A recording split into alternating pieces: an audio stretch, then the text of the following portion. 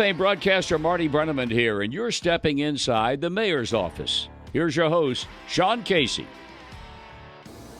JG, what's up, brother? How we doing, man? What's going on? I missed you. I didn't get enough Casey this week. It was holiday season. We didn't get to talk. Oh. I know. Dude, how was your Thanksgiving? Did you crush it?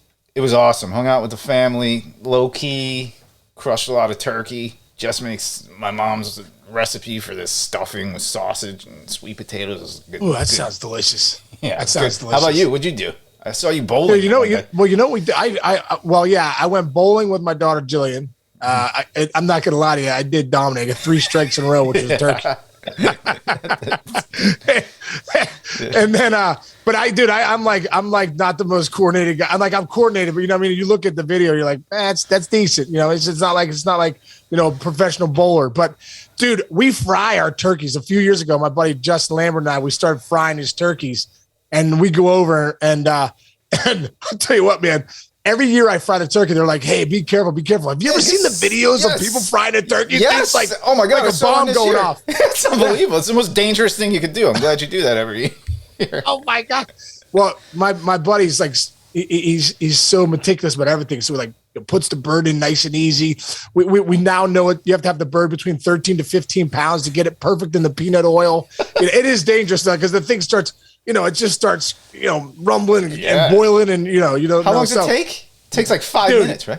It's unbelievable. 40 minutes, and a 14-pound turkey comes out as juicy and good as you've ever had a turkey in your life. So amazing. I highly recommend you frying a turkey, brother. Outside. At Christmas time. Outside. Now, outside. Yeah. Christmas time. Were you cool with people playing the Christmas music before Thanksgiving, or you got to wait till after Thanksgiving? Well, you know what? I think after Thanksgiving makes more sense, but I love Christmas music anytime, dude. Like when the Christmas music is playing now, I'm like, yeah, now all right, I'm here into we go. it too. Yeah, we decorated already. Did you decorate yet?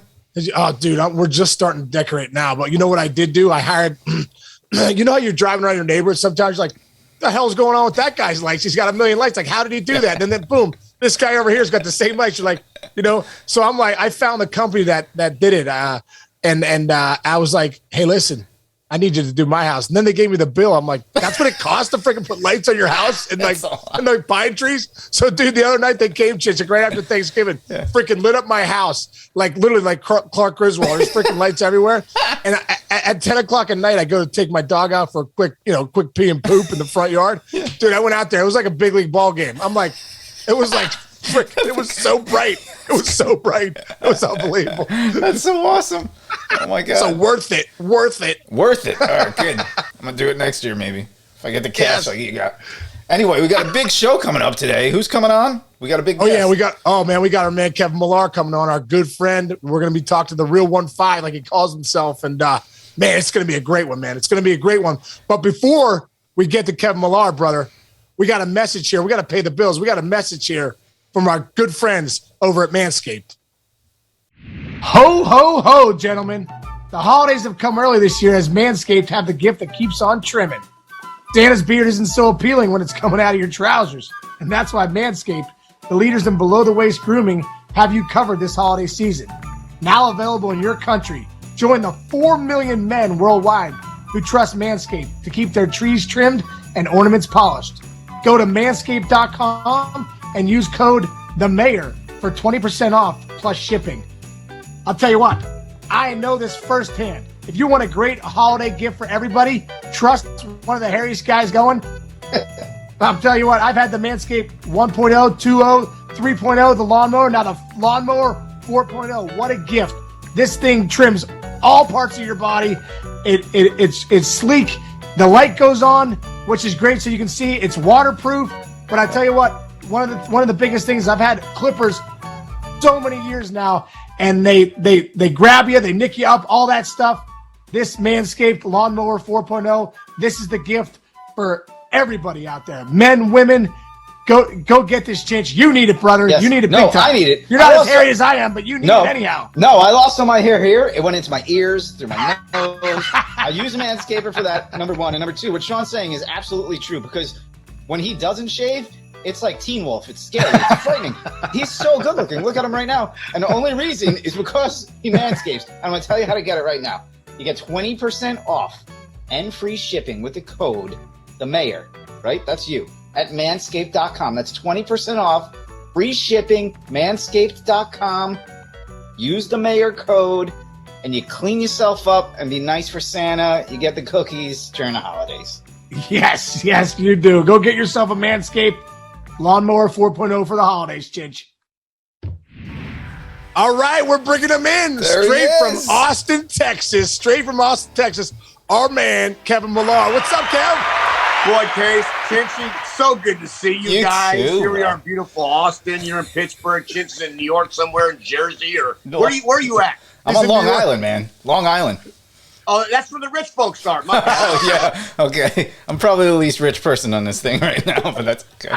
I'll take it. Good seeing Hey, you. bro, before we get going, and we know you can yap it away, we like when our guests come in the mayor's office, we like to give them props. Because, listen, bro, I saw it firsthand. You know, I know you're the funny guy now on IT and doing your thing, but you could flat out rake, and we're going to give you some props as a player here. 12-year big league career, came up with the Marlins, obviously very well known for those Red Sox teams, that championship, Orioles and Blue Jays. He got cut by the Cubs. That's a whole nother story. We'll talk about that later. 170 bombs, almost 300 doubles, 4 away, 1 ribby shy of 700, 15 bags, which I think I have 18. That's no big deal though anyway.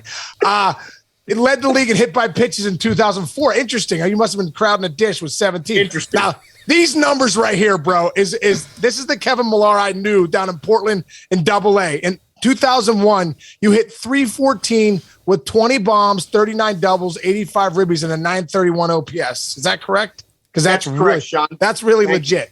You had at least 25 doubles 8 straight years. You had a 71 on-base streak in the minor leagues, which I think was a consecutive on-base streak, which was a record then, I believe.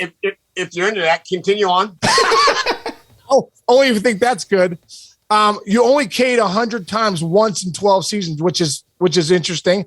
And bro, the big walk in 04 got everything going, got your career going. Dave Roberts, it gave him glory. Billy Miller, it gave everybody glory.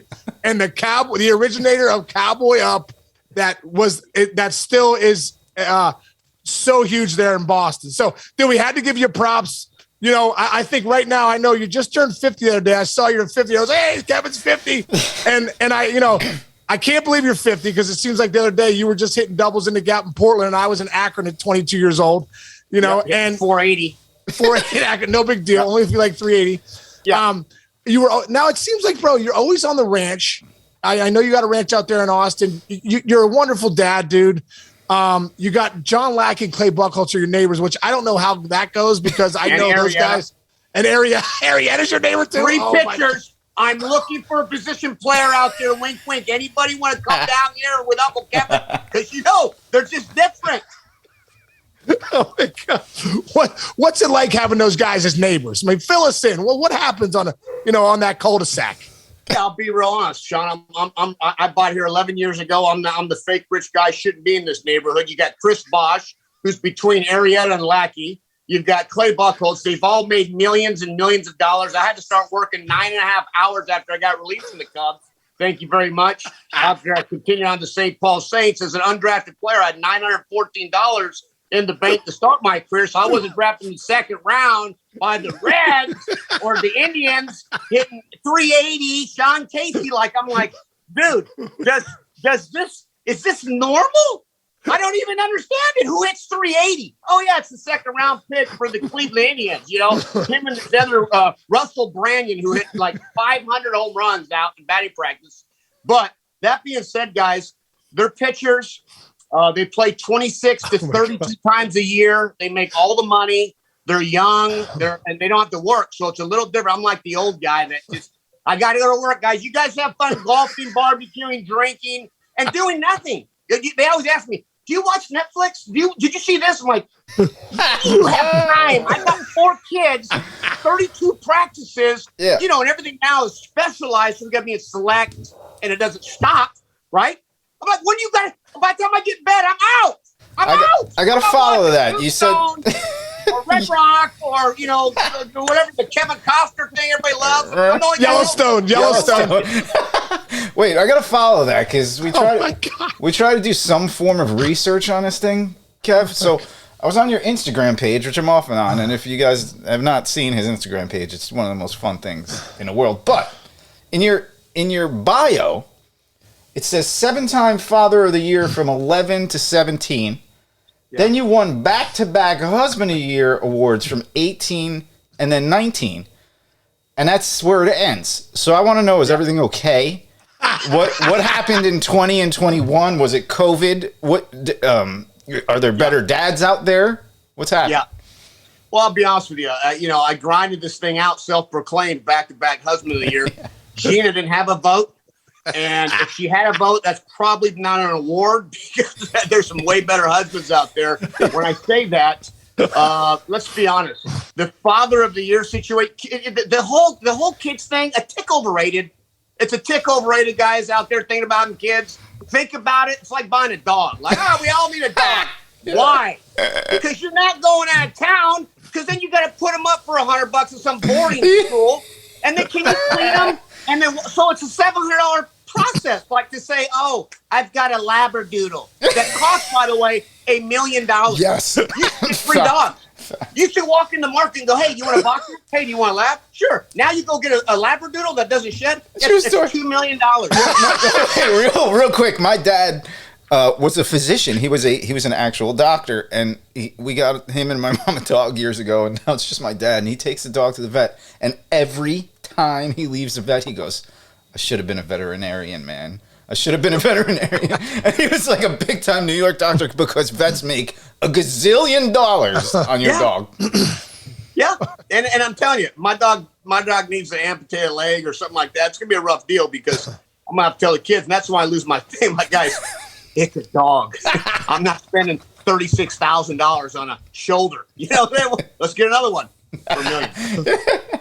Kev, let's stay on that topic of like dogs, kids, because they go hand in hand. I just took my dog out right now. I'm like, hey, just go ahead and take a dump real quick, and I'll pick it up, follow you with the bag. It's no big deal. There you go. What are we doing? Like, what are we doing? You know what I mean? It's species. I went to true story, guys. At DeRosa's house, he's got a mansion. He's over there outside of Atlanta. He's got like 42,000 square feet. Beautiful wife, Heidi DeRosa. I mean, just a beautiful family, Gabby and Brooks. And he's got these 2 Labradoodles that he got at Brian McCann's charity, right? Long hair, cut weird, like they were like, dog trainer people. And I'm like, they're beautiful dogs, but I would never have thought that. And then they have this little dog. It's always the little tiny white thing. And they're showing us down to our room, Gina and I, and they're like, hey, stay on here. It's like this lobby. I'm like, this is awesome. I look over, and the dog is feces. He's taking a deuce right behind me on the room I'm supposed to be, like, sleeping. I go, what? And they're like, laugh. I go, no, that is feces. Why is that okay? If I went to your house, John, and decided to go, you know what, I got to go to the bathroom. I'm going to take a deuce right here. You'd probably go, Millar, what? You're not going to pick it up with a paper bag and go, all right, buddy, let's go. You want to eat? It's like, it doesn't make sense. It doesn't make sense. This is all backwards. It's all backwards. Overrated. Oh my God. Dude, so I see all the time, bro. I love what you got. Your sons out there, Cash and Canyon, those guys are out there, throwing the football and you're always taking videos and stuff like that. As a dad now, bro, you're 50 years old and you are a great dad. You're a great husband. I've been around your family. Like, what are you passing on to your kids? Like, what are the things you're passing on to your kids, hoping that when they go off, you're saying to yourself, you know what? I taught them well. Honestly, God, it's a great question because every day I drop my kids off and, especially when now the 2 are driving, but be a leader. Be a leader. I don't care. You know what's right and wrong. Your mom and I have raised you. We eat together as a family. Gina cooks, almost every night when we can. We pray together. The moral of this whole story, this world, it's a little confusing the last few years. And it's hard to be a child, right? Because of the devices and the social media. And you're one click away from getting into, like, hell. It's like, good Lord, I was trying to go to YouTube, and then you're a button away. And all of a sudden it's like, what the hell? So at the end of the day, be a leader. Be a leader. Do what's right.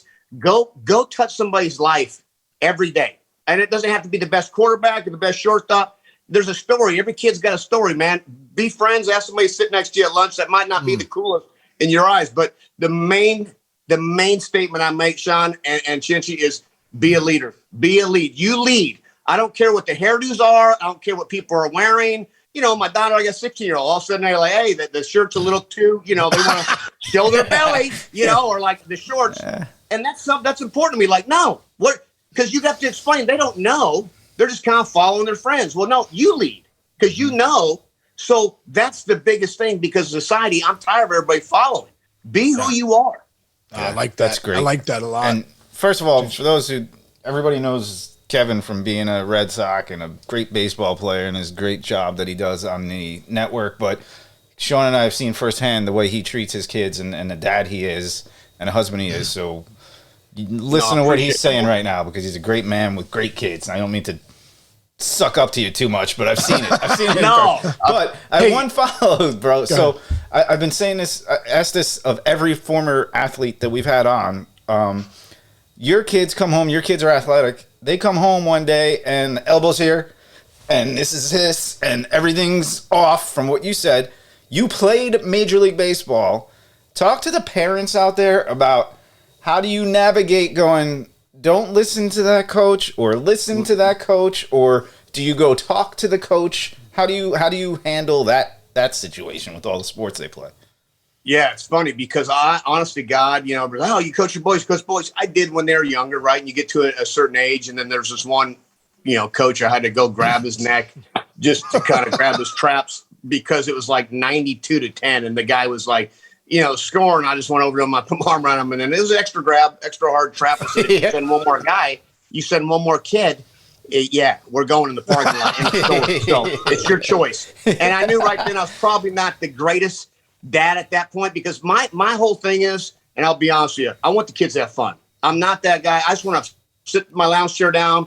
I want to watch a game. I'm not the pressure dad. I'm not result-oriented dad. I expect two things. Play the game hard and play the game right. That's it.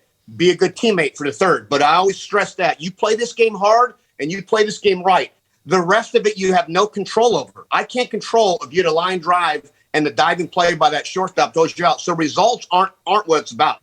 You go out and play this game hard and play the game right, and you respect 90 feet, that's respecting this game. This game will respect you back. But parents ruin it. Parents ruin it because everybody's the next Sean Casey coming out of here, right? Everybody's going to be the next A-Rod. That's great.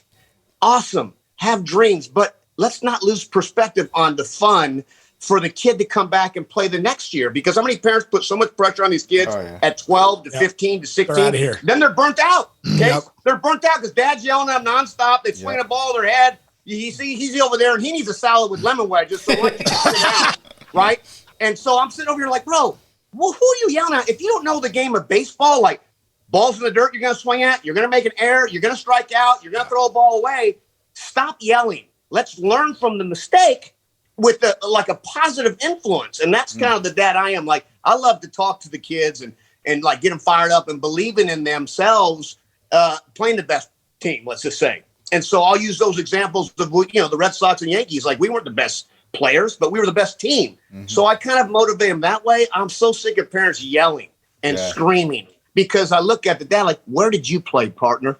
Like, if the game was that easy, where did you play? That's the Pedroia coaches his kids, and we had him on a few weeks ago, and he goes, they're all talking about winning championships, whatever. He goes, you want to see a ring? Come to my house, and you can polish my 3, and then we'll talk.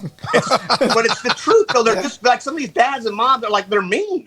I'm like, bro, shut your mouth. It's a game, man. It's like, this is a fun time in these kids' lives, and there's so much stress. Yeah, and sports are hard. I mean, sports are hard. I mean, we did it at the professional level, but like, I always tell parents, like, this game's hard. Like, you're yelling at your kids. And I know for me, it was like the younger they were, I felt like it was even more ruthless. 8, 9, 10, 11. It was like 12. I'm like, because I think you think your kids are going to go to the big leagues at that point, and the parents are so volatile. So, yeah, I agree with you, man. Like, especially playing at the level we played at, we understand how hard it is. But also, your kids are your kids. Let them be kids. If they're going to work hard, they're going to do it when they're 15, 16, 17 years old. You know what I mean? They're eventually going to put the time in if they love the game, you know? Then my point is, I will tell you this, and I spoke about this about 3 years ago, and our golf club here at UT Golf Club, University of Texas Golf Club, they said, hey, dude, can you speak to the coaches?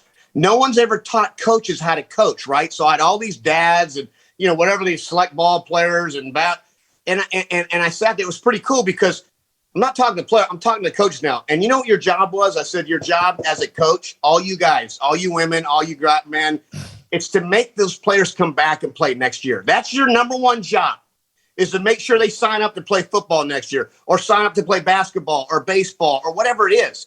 Stop making it miserable for these kids. It's 11 and 12U football, Pop Warner, and you're running like laps and marathons at 200 degrees. Like, you're an idiot. You're an idiot. Who wants to come back and play football, right? So it was kind of cool to talk to the coaches about how to coach, because these are half the time our dads, and they, what that mean? Why don't you go out back home? Somebody out here to have some fun. Yeah. So good. Dude, that makes me think of your journey a little bit too. Like, I look at your journey. I look at my journey. Like, hey, not the fastest guy, not, maybe, I had to work on a few things, but you could flat out hit, and you could always hit, for your whole life. Can you just take us back to your journey, bro? Like, what you went to Los Angeles City College, right? Is that like a JUCO or something like that? And then and then you end up at Lamar, and then your journey kind of takes off. But can you take us back, like, the scout? What was a scout saying about Kevin Millar back then that he missed on? It's funny because, I always say you have 5 years to get drafted, right? My senior year in high school, I went to junior college for 2 years, and I went to Lamar University for 2 years. So it's 5 times to get drafted. Now, I wasn't a draftable kid probably till I got to be a junior in college. When I say draftable, maybe that 25th to 45th round back then, that's where I probably would have fell. Moral of the story is that, I wasn't a great player. I loved the game more than anybody, but I was a little skinny, a little weak, little whatever. So all my buddies were going to USC and UCLA and all those great schools. And I went to LA City Junior College, which was down the street from USC, in the hood. It was a grind. First day of parts, my car's broken into, and it's like, it was a rough area. And back then, the gangs and the Bloods and the Crips and all this stuff. And I'm like, but I did it for the love of baseball, because I always tell kids, play at the highest level you can start. I don't care if it's Division IX. I don't care if it's junior college, but no one goes to the Texas games or Baylor or TCU and watching the third string second baseman. I don't care if they're number one in the nation. Right. Go somewhere where you can start and play. And my place was junior college. So I went there 2 years case, got a chance to go on a little recruiting trip at Lamar. And I was this punk kid. I had 2 earrings coming in from LA, a little rough around the edges. And I honestly I got to Beaumont, Texas. And it was this little, think about this little tiny cowboy hat, big belt buckles. Like, seems like they were 22 years behind times, right? and I just loved the family atmosphere. The moms, the dads, the grandparents cooking for Cowboy games on Sundays. Doors were open. There was no meanness. It was just like this Southern hospitality. I gravitated to that, and I stayed. I never went back to California. So I claimed Texas. In 30 years I stayed there, but I played at Lamar and went to St. Paul Saints, wasn't drafted after my senior year, and I had some good years, decent, at that time I had the home run record, which was 13 at Lamar. Gerald Clark was played for the Padres. Oh yeah. So I passed him, but it was kind of, I was decent, but I could never run.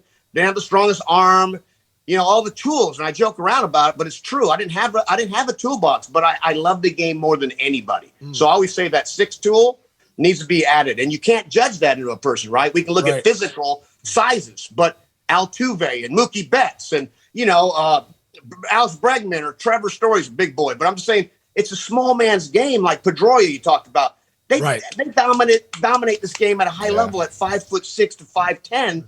So, and they're warriors inside. That Tiger, so that's what I had to have as a person. And I believed in myself.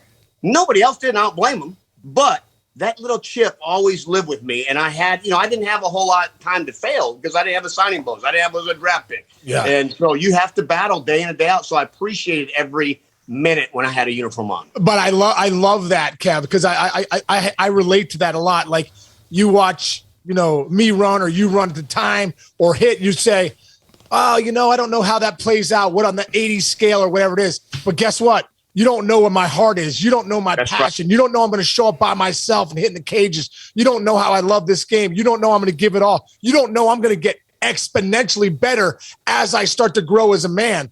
That's kind of how I look at your story. Because I played against you in AA, bro. It's the first time I got to see Kevin Millar when I was in Akron at AA with the Indians, and you were with the Marlins at AA. I loved your passion, man. I loved the way you played the game. It was hard. It was all out, and I could see it then.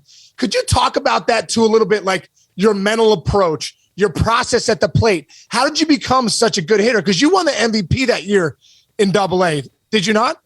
In 97, yeah, that was the one year. People always ask, like, how'd you get the big leagues? And I'm saying this truthfully, when you're not a draft pick or financially invested in you, right. it's a business, right? So it's obviously guys that are in the 5th round and maybe got 150,000 or whatever it was, they're going to have more opportunity, and you get it. I didn't have time to fail. I had to hit. So my point of this whole matter, it had to live in my soul, and it did. And so that's all I loved. That's all I was into, was being a baseball player. And that being said, I had to be a smart baseball player. Mentally, I felt I was tougher than a lot of guys because I failed my whole life. And a lot of these guys, let's just use Bryce Harper as an example. He's been great since 13, hitting home runs over the Tropicana field on videos and, YouTube.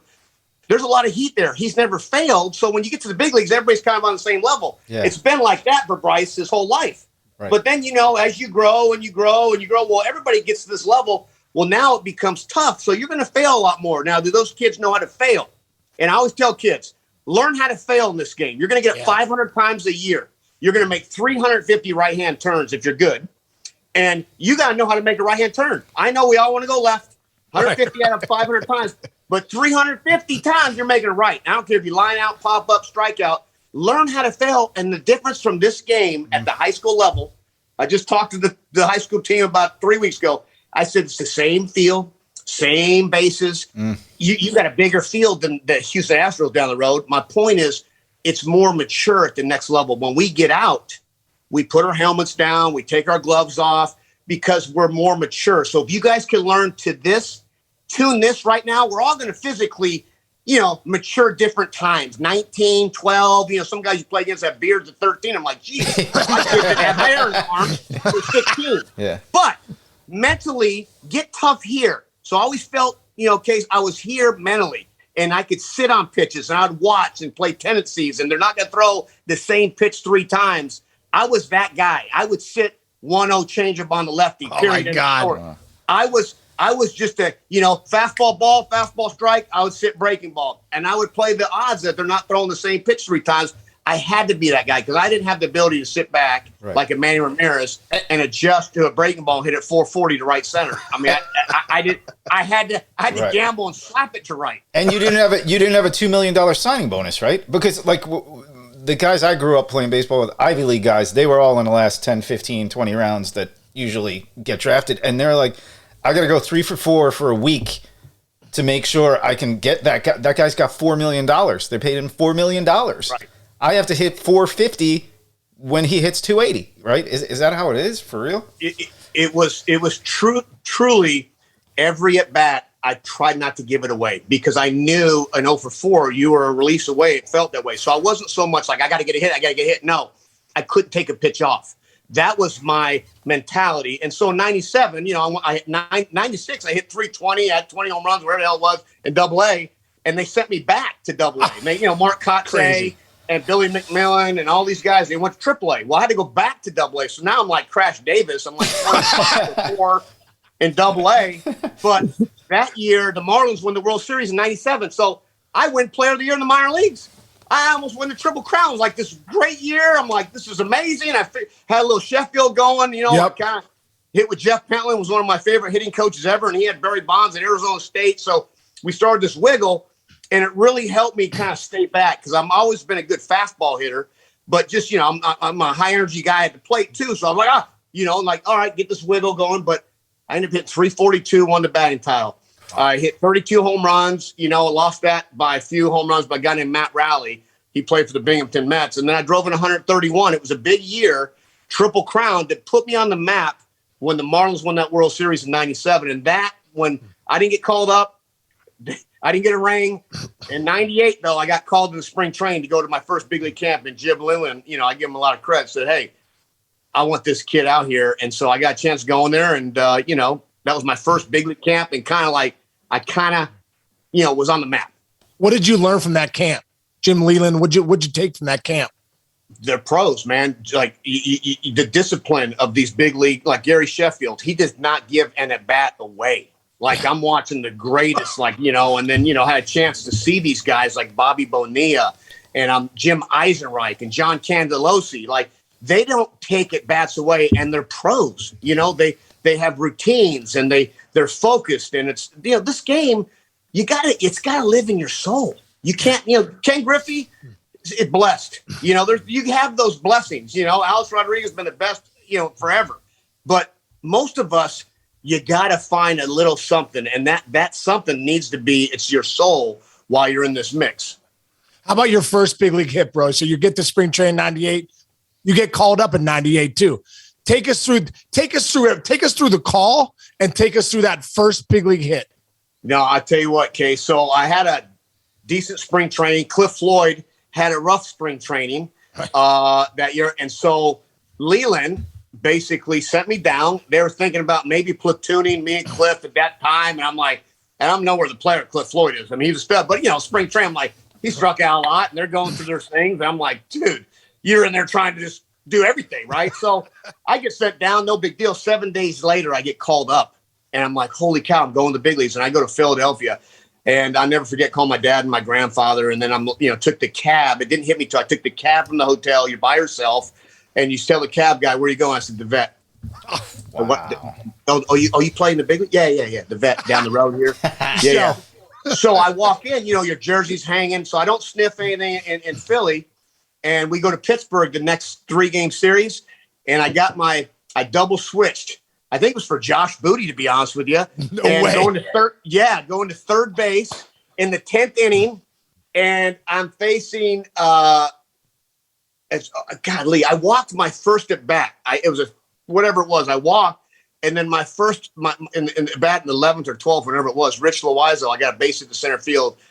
You can't put it in words, but when everybody says like you just blacked out, you black out for, I don't care if it's 1 second to 5, like you black out like this is the big leagues, bro. So I start off with a walk and a hit. And I had a throwing error that lost the game for us. So it was all. I had a whole bunch of fun stuff happen. I had to learn how to fail, and I learned how to pout, and I learned how to I made it. Wow. I remember getting my first big league hit, having that feeling like, okay, if I don't play any more games, I did it. Like I'm here. The dream's real. If you go look up in the baseball encyclopedia, Sean Casey has one knock off Jeff Darwin, a single to right. That's all I need. You know what I mean? Dude, can I tell you one quick story? Yeah. Oh, please. So that happened, right? Whatever, you go and you're off the bench and whatever. And so we are in Arizona, and I got my dad, my mom. So we're on the West Coast. They all fly into the Diamondbacks scene. And I'm not starting. It's ESPN 505 game. It's the Marlins and the Diamondbacks. Dave Berg's at third base. Bobby Bonilla has a day off. I'm not in the lineup. This is a big game. All of a sudden, Jim Leland comes. I'm in the training room just shooting the smack with some guys. And he goes, hey, you're playing. You're starting. I'm like, huh? He goes, you're in there. It's like 16 minutes for first pitch. I'm like, okay, yeah, you got it. Dave Berg, he went out and had too many shots of tequila. He was throwing up, so he had like food poisoning, alcohol poisoning, whatever it was. Bo's got the day off, so I come running out like 4:30. I was running, wing sprinting, waving to mom and dad. This is a true story. My first big league start came this way. I got my first hit, first start. We are on ESPN. Jeff Supan's pitching. I'm up in like the third inning. I'm hitting 8th. Here we go. 0-0 fastball right down the middle, 88 miles an hour. Whoa! Foul it straight back. I get in the box. I can't hold the bat. Now, I've never been hurt in my life. Never been hurt in my life. So now I'm like, oh, my God. So the umpire's like, come on now, Rook. I'm like, I can't hold the bat. Here comes Jim Leland. He's walking out, put the cigarette down. He's all probably pissed off. He's got that fast walk going, right? And I'm like, oh, God. He's like, what's wrong there? And I go, Skip, I can't even hold the bat. I didn't know what happened. I don't know. It was at 88. I fouled it off, went to get back box. So here comes Bonilla. He's, Bo! Well, Bo's walking by me like, you rookie, because 2 rookies just left the game. Oh, my gosh. Yeah, then I'm in the third inning, whatever the hell, my first at bat. So Bo's got to go in there to play. I go down, take x-rays. broken hammock bone. I didn't even know what that meant. Oh my gosh. What does that mean? You don't even need it. You don't even need the hammock bone. Yeah. So Matt Williams came down there. It's pretty cool and said, hey, man, hang with them. I've had this happen. But I didn't know what happened. My dad tells me this. This is the story. He goes, we were out at night. I got this cast on. I'm just like, what happened right now? He goes, I can write a book if you never get back to the big leagues. I saw my son take one freaking swing in the big leagues. I mean, think about it. That's one right. swing, broken hand, see you later. And I didn't get called up till next, 99, middle of the year. Jeez. Oh my God. Is that crazy? Dude, you know what? I want to stay on that 1 second because that is such a great life lesson. Like my son, Jake, getting ready to go to Kent State as a freshman, bam, blows breaks his scaphoid bone in his wrist right before he goes. And I'm like, surgery on Tuesday, drop him off at Kent State on Thursday. And I'm like, hey man, like you gotta be able to learn something from this. That maybe the good Lord wants you to sit back for a little bit and just take it in. What did you learn from that? Like, cause dude, that must've been devastating, dude. You get your first start, you take your first swing, you finally have made it and you break your hamate bone and you're in a cast. Like, can you talk about that a little bit? Like, what did you learn from that experience? It was truly one of those, like, what really just happened? Because I didn't even do anything weird. It was a four-seam fastball right down the middle that I fouled straight back, and then they were asking for another ball. And like I said, I've never had any injuries. And I'll tell you what, Casey, there's a lot of soul searching. The only saving grace at that time was that, financially I wasn't set. That was a minor league salary, living for the moment and playing in winter ball to go make $2,000 a month, Dominican, Mexico, all of it. Okay. Right. So this whole situation, I was making big league money. So I was like $130,000. I'm at my mom's house in cash. I've never seen these kind of checks. They were like $16,000 every 2 weeks. I'm like, holy cow! So I was soul searching player wise. I thought I was Rick James, because I had about 28,000 in the bank I was saving. I'm like, this is amazing. I'm set for 3 more years in AAA. Oh my God, dude, that's so great. That is so great. So you get called back up in 99. Yes. You have a great story, brother. I want to talk about, you got your first knock, then you got your first hamate bone broken, which is awesome. And then you hit your first bomb. Can you take us through that story? Because it's a good one. So I will tell you this, in 99, I'm with the Calgary Cannons having a nice year. I ended up hitting a walk-off home run that night. We are like 20-7, and the big league team at the big league level was like 7-20. I pop off to John Roscoe's, buddy of mine, catcher. Love Johnny. Yes. Yeah. Love Roscoe's. Now a cop in Albuquerque doing awesome. But I tell you, I pop off to him and go, hey, you call Peter Gammons, tell him to play a 7-game series in the big leagues, and whoever wins stays in the big leagues. Well, I'm yipping and yapping like we do, right? Right. Like chips in the bullpen. You just pop off. Right. A media guy got this God. article and says minor league mouth off, Kevin Millar challenges the big league team.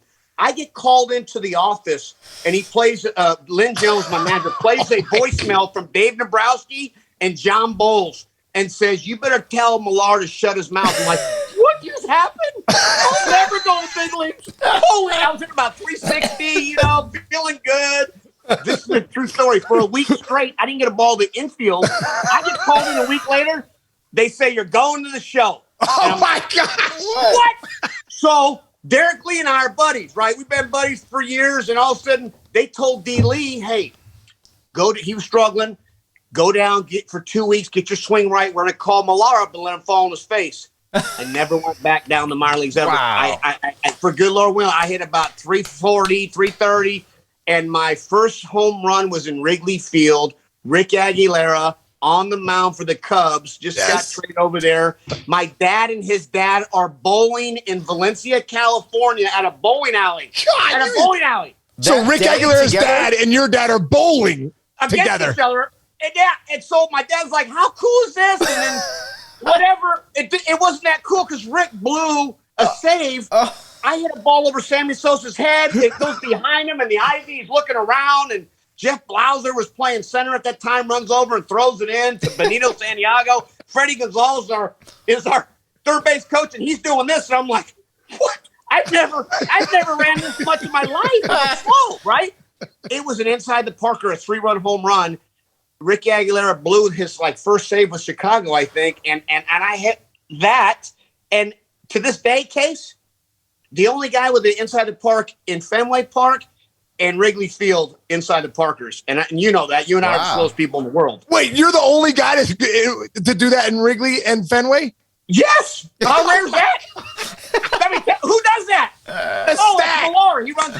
He's an 8.260. Amazing. Oh my gosh, bro. That is unbelievable. Amazing. That is unbelievable. True stories. Oh my gosh. So dude, you got some we could be here for 10 hours, but so you going back to that team really quick. D. Lee, Kotze, Castillo, Mikey Lowell comes over, Alex Gonzalez is short, Mikey Redmond behind the dish, Cliffy Floyd. I mean, did you know, like, what was it like first coming up with some of those guys in the minors, but then playing a few years there with the Marlins and how good they were, and then they ended up winning it in 2003. You had just left, but they won it. The crazy thing is, and it was a lesson, because we were the armpit of the National League East. We were playing against Glavine, Maddox, Smoltz, and Chipper. Then we had Al Leiter, Piazza, and all the boys in New York. Well, here we are with the Marlins and Expos in our division, right?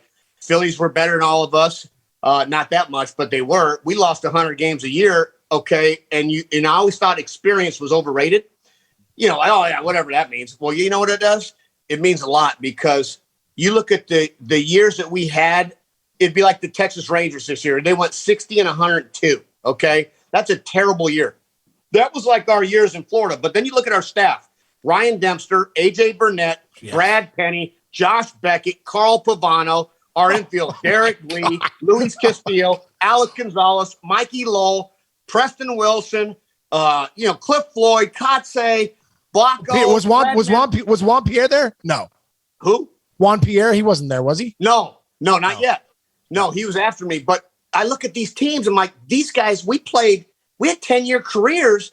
Yeah. Probably 13 or 14 dudes, and that, Felix Heredia and Alvin Seca. Yeah. Oh my God. We had, but you look at the youth, like A.J. Burnett threw $1 million, wasn't really commandy. Ryan Dempster threw $1 million with a nasty slider, wasn't commandy. But as you see the experience goes, these guys made a lot of money, had great careers, and then you look back, you're like, wow, that was our team, but we were like 60 and 102. Right. Oh my gosh, man. Oh my gosh. Crazy. So talk about that, man. Like, so 2002, you're leaving the Marlins and you're going to Japan, right? Yeah. Is it the Chinichi Dragon? Chinichi Dragons. They're on Kevin Millar. Like, this guy rakes. He's been raking since freaking Los Angeles Community College. This guy, we got to have this guy.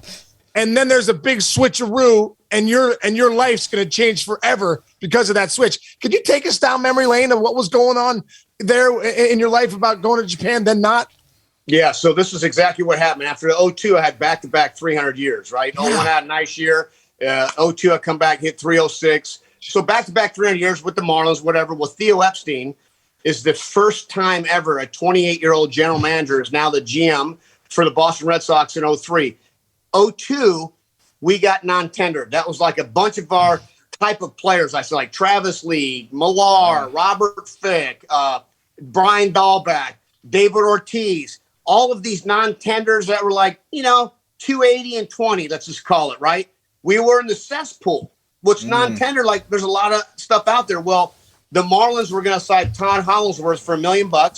They were selling my contract. The Chinichi Dragons come in and want to buy my contract.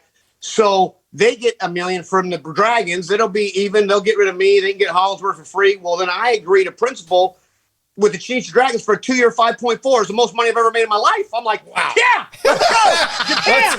Let's go. We were so excited, Case. And Chichi, you know my wife, Gina, like, she's like down to earth, pouring into I take her to the tattoo parlor, and I've got her a tattoo of Millar on her lower back. It looks like train track because it's in Japanese. And I'm like, yeah, we got Millar. We're going to go to Japan. Here we go. All of a sudden, Theo Epstein. It's never happened in the history. You go through waivers. All 30 teams got to like say bye-bye, bye-bye, bye-bye, bye-bye. Right. And it's never happened because they all do because you're going overseas. You're not hurting anybody. No, any organization. Unwritten rule. I read it's an unwritten rule. I've never heard about this until today when I was reading about this story. Here I go. I get claimed by the Boston Red Sox. This 28-year-old GM named Theo Epstein, who was giving Larry Lucchino coffee in San Diego years prior, like as an intern. Right? Think about this. Yeah. Right. 28. He started this whole thing we have now with the John Daniels and all these young GMs. Well, guess what? I'm like, Boston, well, let's stay here. Now it's a 6-week. Chini's is like, nope, you can't get out of your contract. I'm like, oh my God. I can. Theo, John Henry, who owned the Marlins.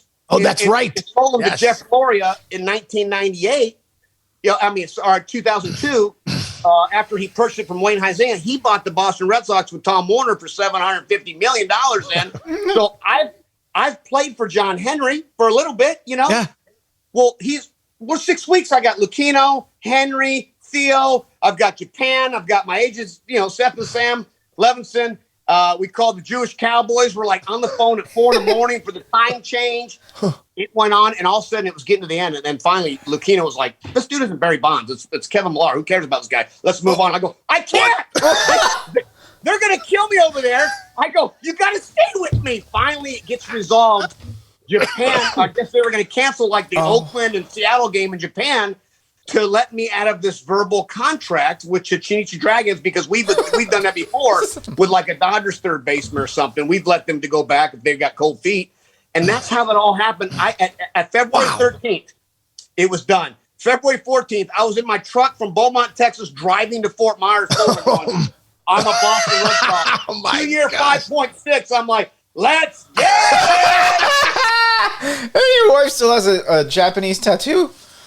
Still, to this day, I make fun of her. She's like, yeah, thanks a lot for that one. She had like her third Zuma. We went down and got tattoos. It was the best ever, man. Oh my gosh, that's amazing. That's so amazing. I've never heard that story.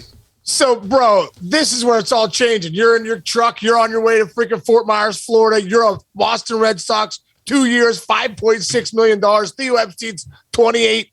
I mean, talk about this now, brother, because Big Poppy's now over there, right? He had just come over too. I don't think that was his first year, but it was right around that time he came over to Boston. Pedro, all those guys on that team. Take us through that, man. Like, what was it like that first day walking through that clubhouse? So that was Poppy's year. So what Theo did this. He got all these non-tenders. Billy Miller got a non-tender from the Cubs. He had a broken knee and all this stuff. Todd Walker got non-tender from the Reds. He's labeled bad defensively. He raked. Then Millar from the Marlins, and then Poppy from the Twins. Wow. Jeremy Giambi from Oakland at that time. It's like real life. Jason's brother. Real life major league. This is like major league.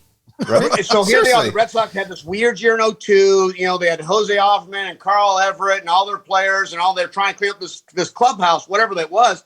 Theo sat here and got 5 non-tender dudes, right? So I roll into camp. You got Shea Hillenbrand, Big Poppy. Well, he was David Arias at the time. Yeah, he's David Arias when we were in the minors. Like, he used to be David Arias when he was in Minnesota? I always messed with him. Like, hey, you went from David Arias to David Ortiz a few home runs later. Hey, it's Big Poppy. Okay, great. But I had Hillenbrand, Millar, Giambi, Poppy, and Brian Dahlbeck at first base. Bill Miller was at third. Hillenbrand was kind of going back and forth. I'm like, well, this is fun. I feel like I'm at LA City Junior College competing to get some at bats, but this is big leagues, right? Well, it all kind of worked out. Here's Gray Little, one of my favorite of all time, greatest guy, great manager, and he kind of like rotate us through, and Poppy and I would DH and play first, and then Giambi would DH, and Hillenbrand would be on the bench, and then Billy. So it was like this 5-man rotation. We traded Hillenbrand to Arizona for Byung-Young Kim. Poppy basically said, trade me or play me. On a flight back from Anaheim, he hit a home run that won the game. And, he said, basically, it's me or Giambi. And they released Jeremy Giambi. Poppy was the DH. I was the first baseman. And Billy Miller went to third. And that was the year that kind of all these guys didn't know who we were. And I didn't even know who we were.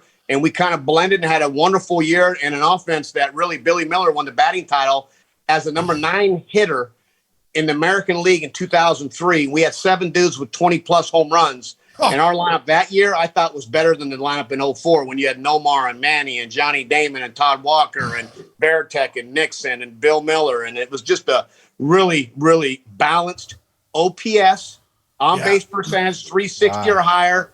But it's kind of what started this whole trend, and Theo is so awesome. Yeah, he's so smart. He's so down to earth, but gets it. He gets the player side, he gets the business side, he gets the ownership side, and that's what started the whole thing. Well, and he needs to thank me for his $50 million deal when he signed with the Cubs. I think without us one of those dudes, he was still broke serving coffee to Lucchino. I think that's the genius about Theo Epstein. I don't think I ever knew that story. That is unbelievable. At 28 years old, he's looking at rosters, guys that aren't, and he's picking.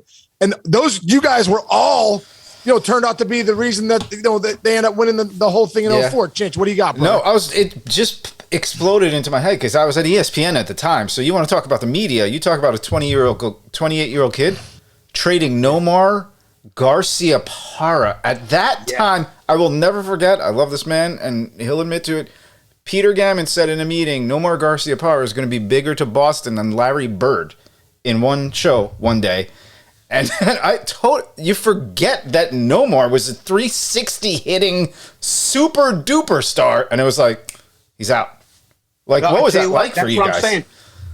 But it was crazy, Chinch, because you understood this rivalry. You were a Yankee fan. The passion, the cities, the players were so different, but the respect that we had. And here's Nomar, Rookie of the Year, the everything. I mean, he's just third. The shortstop hit third. $40 million deal. And Theo Epstein, that's a lot of to make that trade. It's like trading Ted Williams through the media and through the fans' eyes. But he felt that we need to get better in different spots. He brings in Doug McCavich to play some defense late in the game for Kevin. That was the new trend now, taking out players and agents. I'm like, guys, I lived that. Before this was a trend, guys. Yeah. You had Orlando Cabrera, his first at bat. They got traded to Minnesota, and here's OC comes walking in the clubhouse. Well, the lineups were already up. Nomar was hitting third. They left OC hitting third that day. We were facing Johan Santana. And I'll never forget. We were like sputtering 500, we're kind of spinning our wheels. And Orlando Cabrera hit a home run, his first at bat off Johan Santana, and comes in and was teaching us all these handshakes and all this stuff. But like this different makeup of this team, Dave Roberts coming in late in the games to pinch run. Like a team is so awesome. 25 dudes got to contribute in this game. It's the one sport that one superstar, a guy like Mike Trout, can't take that team to the postseason like LeBron James or like Tom Brady can on basketball or football. Baseball, you need all 25. And that's what the picture of Theo Epstein was like. This isn't about one dude. This isn't about 5 guys. I'm going to help this team and this city get better. And that's what he did, man. Wow. Well, when we all think back as fans and we look back, and I think that was the height of the rivalry, in our generation of the Yankees and the Red Sox. Yeah. And the one game that I look back at is the game when, Tech and A-Rod went at it, Zim gets thrown down, but, whatever, all that happens. Can you just take us back for, and you were right in the middle of that scrum too. I think it was Tanyan Sturz. I can't remember. Take us back to Fenway Park at that moment with that rivalry with the Yankees, the crowd. Take us back, Kevin, to what was going on there, especially from your eyes. Yeah, so the 03 was the Don Zimmer. That was Clemens throwing a little high to Manny. It was just high. It wasn't like at his head, but Manny ducked, and there was a whole bunch of stuff. And then Pedro and that rivalry would, he's hit Jeter a few times and threw out Kareem Garcia, who's your daddy. Like Pedro was one of the baddest dudes ever, one of my favorite teammates ever, would protect anybody on his squad. But I'm telling you, he was a bad man. Well, so there's that little edge. Well, all of a sudden this happens, and Manny and Clemens start yelling, and Zimmer comes across the field to try to attack Pedro. And, everybody loves Don Zimmer. I mean, who doesn't love Zim? Yes. But he did not like Pedro Martinez, and Pedro did an unbelievable job of, you see him kind of step to the side, and Zim was coming to him and kind of like push him down or kind of gets him out of the way, but he didn't like punch him and really do something stupid. And all of a sudden now we're in a fight and all kinds of stuff. It really was over Clemens and Manny. Well, fast forward, everything happened when we played them. Something happened. So in 04, you have this rain out that they're trying to call. we went into Francona's office in '04 and said, no, we're not reining this thing out. We're going to play, because we had Bronson Royal starting that game, and they wanted to kind of push back and hopefully get Shilling and Pedro. You know how those big series like to line it all up. And we're like, no, right. Bronson Royal is as important to us as anybody on the staff, made every start and gave us a chance to win every night. So we went in there as guys and said, no, this feels plenty well to play. Let's play. That was the night that Billy Miller hit a walk-off homer against Mariano, or go-ahead, whatever it was.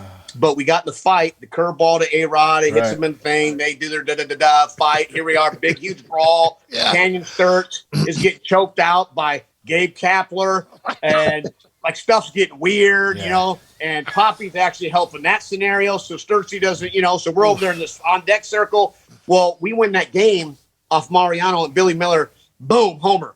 I think it's a grand slam or 3-run home run. Bottom line was, I said we went 2-0 that day. That was the day they wanted to push it back, to have all their little rotation. Wow. We won the fight. We won the game, and that's what started to change. That's crazy. Nation. Like, we started believing each other. Like, and you let's go. And you punched them in the mouth. And like New Yorkers, Case, this is one thing, man. That being a fan during that time, being like just somebody that goes to the games, that's like maybe the one this team versus that team where you would tell like your nieces and nephews, no, don't wear the jersey. Like if you're in Boston, don't wear your Yankee jersey over those years. If you're Yankee Stadium, if you're wearing a Red Sox jersey, you were looking for a fight, because it was like two cities were literally punching each other in the face for like 3 years. It was unbelievable. Yeah. It really was. I mean, you had something everywhere, happen, and that's what made it. It's like going to a hockey game, seeing a hockey fight. You know, you're not hoping anybody gets hurt, but there was stuff. Sheffield and the fans in the right field scene, you know, Yankee Stadium, they were throwing stuff at us nonstop. But the bottom line was,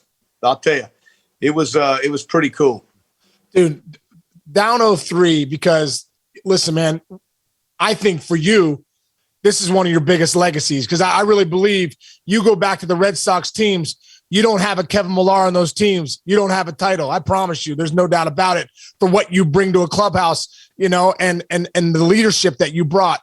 Take us back, bro, because you guys are down 0-3. I mean, 3-0 to the Yankees.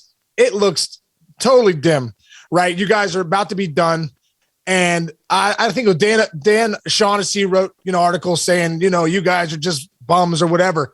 But like the Kevin Millar optimism that has always been there your whole life is still there, down 3-0. And that big conversation that we see in these documentaries, I mean, thank God they had cameras that were like, hey, don't let us get here. Don't let us win tonight. And everyone's like, this guy's nuts. This guy, Kevin Millar, this guy's nuts. He's saying, don't let us win tonight. Then we got Pedro and Schilling lining up. This guy's on crack. You know what I mean? So can you take us back to that, being down 3-0? You had just lost in 0-3 to the Boone homer, but you still believed. I want to hear from, you know, what was going through your heart at that time? Yeah, man, you know, we got our butts kicked in game 3. We were, I think it was 16-7 or whatever it was. And we're down 0-3 now. We're at 3 games. We're down. We got spanked. We got Derek Lowe starting game 4. But I get home that night. My dad's like, oh, hopefully Matsui and Sheffield have blisters because they got 4 hit seeds wearing out that monster. And I'm like, man, this is amazing. Well, the next day I'm using the bathroom and I'm sitting there reading the paper. Back then we used to read the paper. So I got the Boston Globe and I'm like, and I Shaughnessy, you know, front page, this whole thing. And he said one word that got my ears hot, and they called us frauds, a pack of frauds. And the Yankees could be better than us, but to call us frauds, that got me hot. So that day I went to the clubhouse and I started yipping and yapping. No media's in there yet. I said, boys, Shaughnessy called us frauds. He called us frauds. I'm just letting you know. He calls frauds, blah, blah. Okay, here comes the media. They're allowed in, whatever it is, you know, an hour before we go out to stretch. Well, here comes walking in. There's like 50 reporters, and they follow him, and he's got that red perm. And I was joking around with him. Well, at the end of the day, I started yelling at him a little bit. I said, hey, man, your hair sucks. Your hair sucks, Dan. And you kind of see him like, what? Yeah, your hair sucks. I go, frauds? And I go, Trot Nixon, he's a fraud. Pedro Martinez, he's a fraud. Jason Varitek, he's a fraud. Wait, Kurt Schilling, he's a fraud. Oh, wait, David Ortiz, he's a fraud. Billy Miller, he's a fraud. They might be better than us, but we ain't frauds, pimp. Well, now it's kind of like uncomfortable, right? And David Ortiz tells you a little bit. Now it's getting weird. Now Poppy's involved. Like, yeah, well, you know, what the heck are you talking about frauds? I'm like, yeah, that's Dan. He calls frauds. Well, it all happened. This mic, this boomstick. So we kind of go down. He's like, "Why are you being so hard on me?" I'm like, "Danny, you know what? What do you mean being hard? You guys frauds, bro. They might be better, but like, don't let us win the night." So that's how it all started. So I'm like, "Don't let us win the night. Yes. If we do, we have D-Lee Derek Lowe pitching. I wasn't sure how we can get by. Not a great matchup. They go to left center, great with Bernie and Posada. But if we win the night, we got Pedro game 5, Schilling game 6, and anything happened game 7. And this is a true story. I said, we put you at second base in game 7. It don't matter. So I'm going through, and I'm talking smack, and I'm trying to, you know how this boys want to pull out boxes or whatever we do. Right. But no, the belief started happening. Like, yeah. Oh, really? Oh, yeah? Now all of a sudden our chests started to go up instead of this way. I was talking about like Max Scherzer when he strikes guys out. Carry luggage. Carry some luggage. So we were out there talking smack, and it happened. Poppy homers off Quantrill in the 12th. Okay? Millar walks. Robert steals. Billy Miller gets the base hit up the middle that scored that, tied that game. People forget to talk about because we want to talk about Poppy going deep. Walk-off. Unbelievable. Next night, 12th inning, same type of scenario. I walked off Gordon. We have Roberts come in, but blah, blah, blah, blah. Poppy ends up having like a 12-pitch at bat off Rich Loiza, blooping it in the center. Now it's 3-2. Guess what? Man. We're going to Yankee Stadium with the momentum after being down 3-0. Now we have nothing to lose, boys. We go into game 6, Schilling. We got the helicopters, the bloody sock, the ankles half falling off. I mean, we got, is it blood? Is it ketchup? Who knows? Who cares? Bottom line, the Yankees didn't bunt one time off them. That was the only thing that shocked me. Not one drag bunt by anybody to move Schilling around off that mound. We win game 6. Mark Bellhorn hits an opposite field home run off of John Lieber. The umpires got together, hit the fan in the chest. They called a double, and then finally went. It was before replay, so it was a great call, the right call.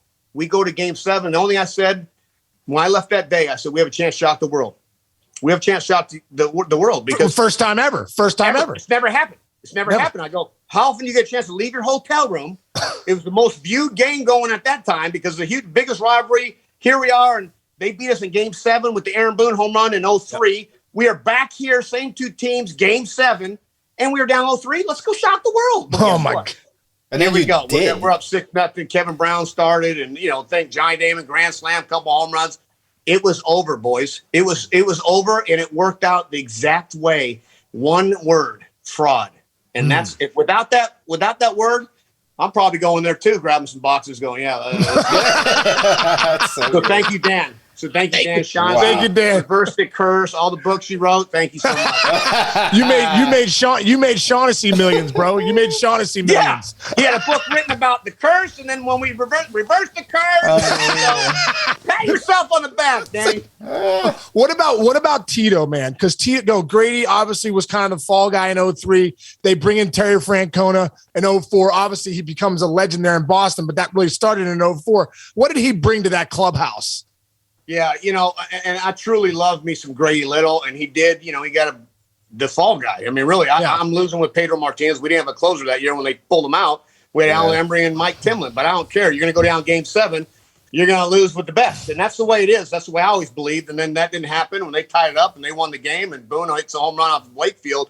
Well, Grady gets fired, and that hurt my feelings. It really was. It made me sad because he was a great human being. Yeah, he was a great manager and a great man, and I was really sad. It was a bummer. Well, Francona comes in, and I'll tell you what, they couldn't. It was like bringing Dusty Baker in for the Astros. Yeah. Like all the stuff happens. He is such the perfect guy. He's a cool dude, handles all the stuff perfect. Well, here's Francona, awesomeness. Like doors open. He's boys club. He's funny. Tobacco in the helmet when you're on deck. He's got he's on the toilet asking you to come into the office at noon. And I walk in there, and he's on there doing number deuce going, hey, let's go over the signs, Millar. What do you think? And he's butt naked. I'm like, who doesn't love this guy? So he had a calmness about him, just like Grady did. It wasn't as uptight. He's able to laugh at the losses and laugh at the wins. So Francona did such a great job. When we brought in Keith Folk and we brought in Kurt Schilling and Francona. So we added a closer. We added number 1 to go around with that, Rain Johnson Schilling combo. We had Pedro and Schill. And I'll tell you right now, Keith Folk, tremendous addition because without him, we don't win anything. And Francona, he was awesome. After you guys win it in St. Louis, I'm so thankful that I played in Boston in 08 because I got a chance. I think any player that plays, you want to either play in New York or Boston. But for me, playing in Boston, there's not a day goes by I don't Thank you, God, for getting me to Boston for 1 year to feel what that energy is like at Fenway, to feel those fans. It's the one time you feel like a rock star. But for you, bro, that 04 team forever in baseball history will go down. You broke the curse the way you did it, down 3-0. Yeah. Can you talk about the parade in Boston and what that was like when you guys came back? You guys are now legends forever. It was crazy, guys. 3.7 million people. Now, the city of Boston is small and cozy. Yeah. We have the duck boats. It's a misty, rainy day. When I tell you 300 people deep, citywide, of just happiness, of tears, generations. You don't realize the lives you've touched because we're ball players, man. You're doing the best you can every night, whether you're going to win or lose, period. I mean, I didn't grow up in Boston. I grew up in Los Angeles listening to Vin Scully and the Dodgers my whole life. So I never knew what East Coast baseball passion was, right? I played in Florida, and now I'm in Boston. And I'm telling you, it was the grandparents to the dads to the kids to the little T-shirts they have on. But you've touched so many lives, and because they've lost every year. 86 years, there's this curse, and whatever they want to believe and not believe. But we didn't know it. We were just a bunch of dudes. Let's go change this culture. And Theo Epstein did by bringing in 5 non-tender dudes and a bunch of just ball players, because I always say this. It takes a certain makeup to play in those kind of cities. Garrett Anderson played for the Anaheim Angels. He'd always say, man, dog, I don't know how you play here, man. This is crazy. They got 4 reporters in the West Coast. When you go play the Red Sox, you got 50. There's one game, but there's 50 stories. They went on with Casey, or you arguing with Chance, Schilling, Manny didn't run out of ball in Tampa. Millar has got fake teeth. There's all this stuff, and that's the pressure of a big market. Your struggles are magnified, but if you do well, you're like Aerosmith. And that's what happened with this club. 1 through 25 became Aerosmith overnight. And to this day, it's a remarkable feeling, that city. Yeah, going back to that 100th year anniversary when you and Pedro toasted. I was fortunate enough to be one of the guys that came out. When you toasted that crowd, come on, man. That was really cool. Man, with apple cider. And everybody thought I was hammered. And we had apple cider. And I didn't ever have a microphone. We have live mics to 35,000. I'm looking at Pedro like, this is a nervous wreck. Like, what do we say? And then they're staring at you like you're supposed to do a backflip. Well, I haven't done a backflip in years. Up in the pool. Oh my God. Well, I always say, dude, you're always kind of that, like, everyone's like, hey, Kevin Millar, he's crazy. I'm like, nice. Not as crazy as you think. I mean, he's kind of a fake drinker. When you think he's drinking Jack Daniels, you think he's drinking Jack Daniels, he's drinking apple cider, okay?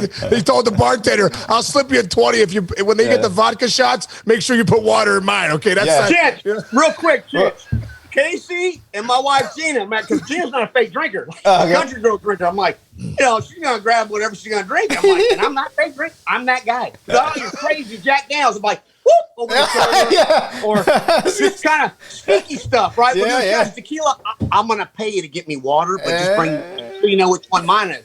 Well, not Casey and Gina, so they made fun of me for years, and they still do. Casey, I'm still waiting to get back. I'm gonna be there, Austin, Texas. I'm coming soon. Hey, as we go, you finish it up in Boston. Obviously, man, that's your legacy. It'll always be there. Baseball lore. When we watch those documentaries, you're right in the middle of it. And I'm thankful for that. Being your friend and watch that makes me so proud. You go to Baltimore, though, and you talk about passing down the legacy that guys have passed down to you. You come into spring training in '98, and there's Gary Sheffield. You're learning from him. Well, you go to Baltimore, and there's a guy there named Adam Jones that's just coming into the league.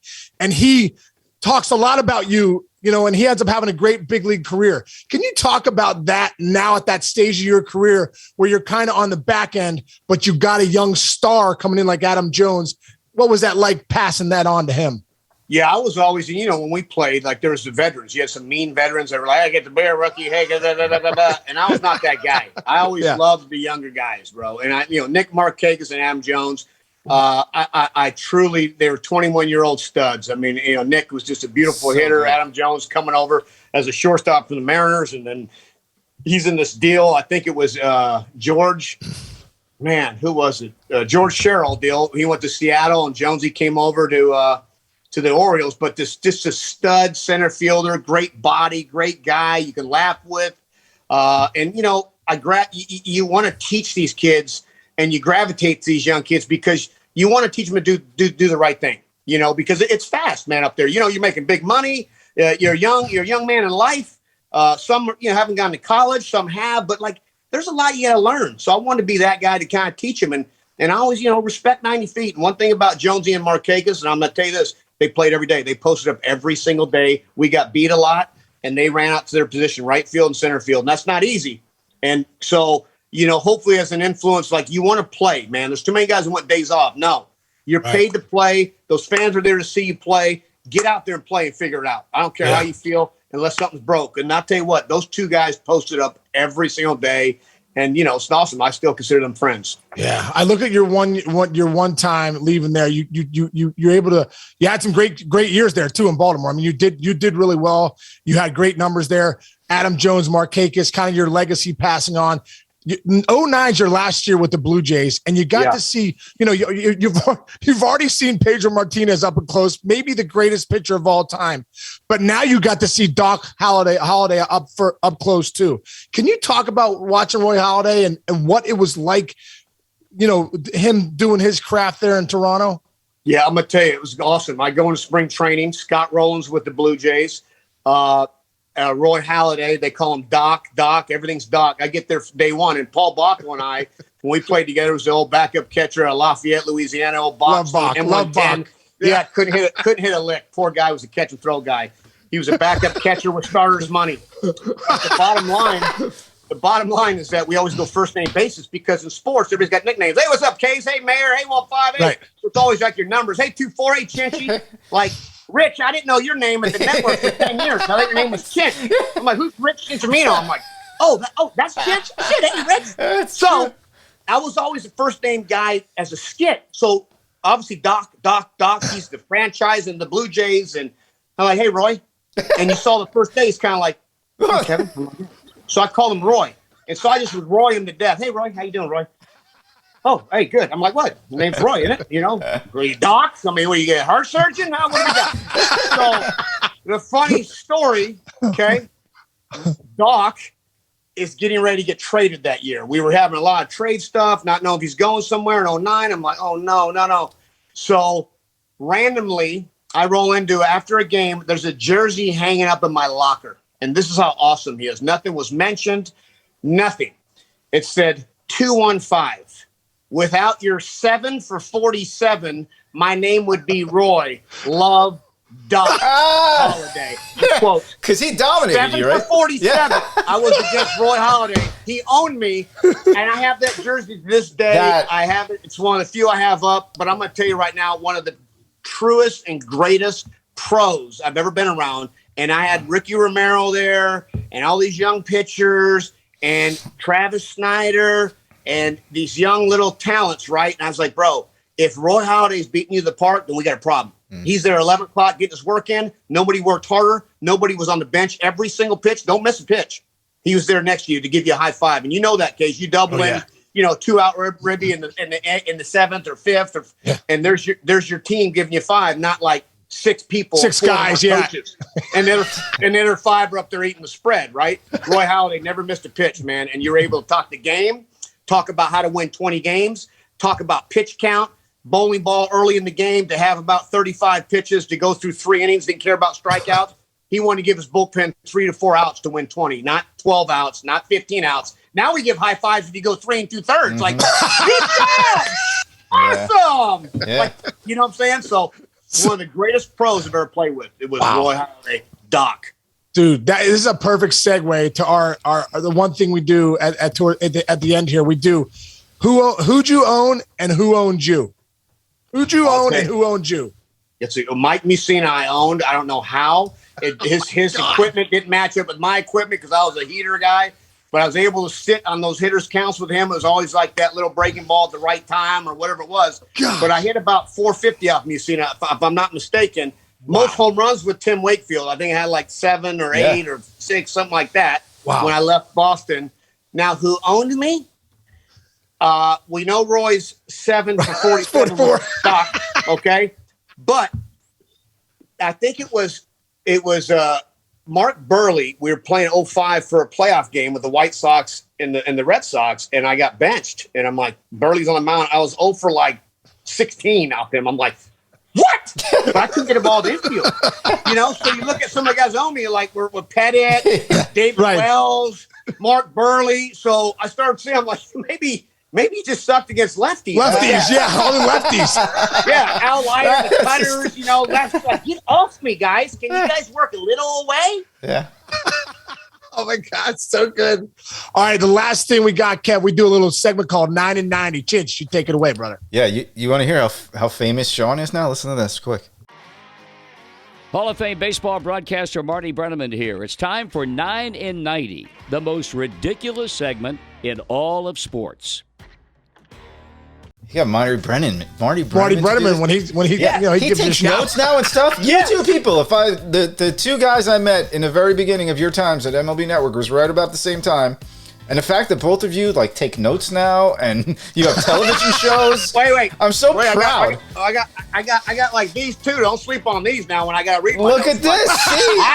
I am so proud. I'm like a proud veteran producer guy who used to work with. So what we're gonna do here real quick, and I'm letting it off the rails because basically it's this or that questions. They're really stupid. I ask Sean, he answers. You just pick it up off that question, answer what he says. But the chains, the shackles are off because we've had guys like old guys like Leland and Johnny Bench, and I've been taking this a little seriously. This is going to be one of the most ridiculous ones we've done. So, first one's not bad. You guys ready? It's 9 questions, 90 seconds. Yes. First one. Which of these is the best combination of food? Ham and cheese, peanut butter and jelly, or spaghetti and meatballs, Sean? Oh, wow. You know what? I like a good peanut butter and jelly. I'm just one of those guys. Like I go on a road trip, bam, 3 peanut butter and jellies right in the bag. Got it. Hands down, spaghetti and meatballs. Look at you. Ooh. Wow, in Texas, they really make that good there? Italiano. Okay. All right, this one's a little different. What would be more embarrassing, Sean? Vomiting in an elevator full of strangers or vomiting on an elevator filled with your coworkers? You know what? I'm going to have to go with the strangers because I just walk out there and go, my bad. I'll see you never again. So that's cool. I'm out of here. So okay. Strangers. Yeah, strangers, same answers. Co-workers, you know them. They know you're a slob anyway. Yeah. Right. Okay, good. This is my favorite question. You both have 4 kids, right? Yeah. All right, Sean. 2 boys, 2 girls. Great. Both of us. Sean, which one's your least favorite? My kids? Dude, are you serious? I can't. 0. I love them all differently. Kevin? That's easy. The boys are my least favorite.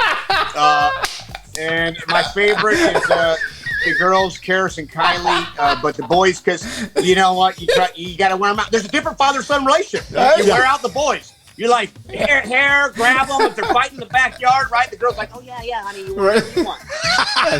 I knew that would upset Sean. Okay, nicer one. True or false, Sean? Die Hard is a Christmas movie. Oh, 100% true. 100% true. When he goes across with the glass and he's got bare feet, freaking, and what's the guy's name? Hans. Booby, I'm your white knight. It's a definite Christmas movie. Okay. Repeat the question, please. Is Die Hard a Christmas movie with Bruce Willis? No, but that was my junior high school. That was filmed about 9 blocks from my junior high school. No way. Top of the building. Nakasami Towers? Bruce Willis made bald sexy. He was the first guy to start people going bald now. You don't look like an alien when you're bald. Bruce Willis is. Yeah. All right.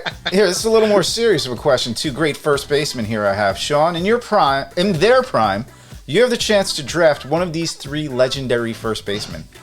Don Mattingly, Keith Hernandez, or Will Clark. Who are you drafting? Oh, man. You know what?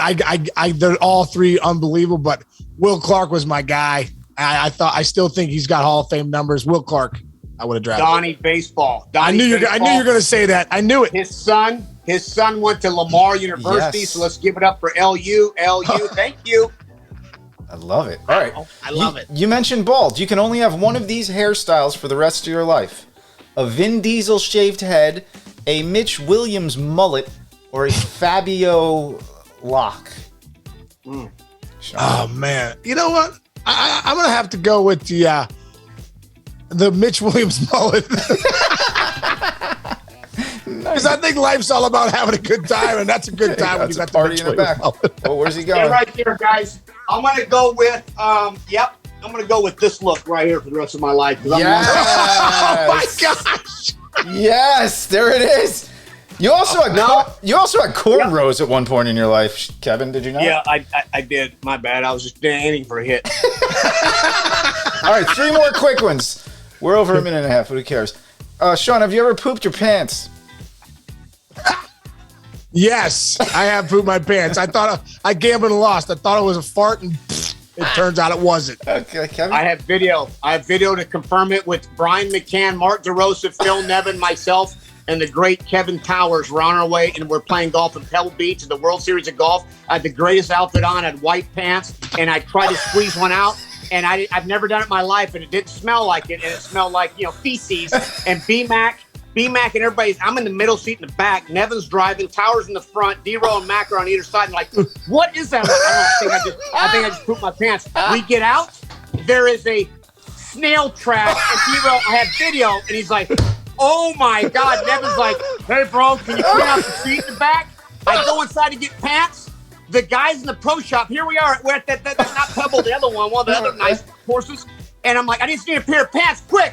And I go in the bathroom, take out my pants. I'm like kind of bent over with a towel. And I'm like, this is crazy. And literally a dude walks in and I'm like, it could have happened to anybody, buddy. I'm sorry. It was the most embarrassing time ever. God. And that was the truth. I got video. I'm going to send it to you guys after this. Please do. I can't believe that question. My head hurts. That's unbelievable. So good. All right, 2 more. This is a downer. Is it more boring for a dad to sit through a dance recital or a mom to sit through a doubleheader baseball game? Oh, definitely a mom to sit through a doubleheader baseball game. The moms do not like sitting through doubleheader baseball games, and for whatever reason, that's the answer. Okay. Father of the Year dance recital. Don't want any part of it. That's why you haven't won in 7 years. Okay.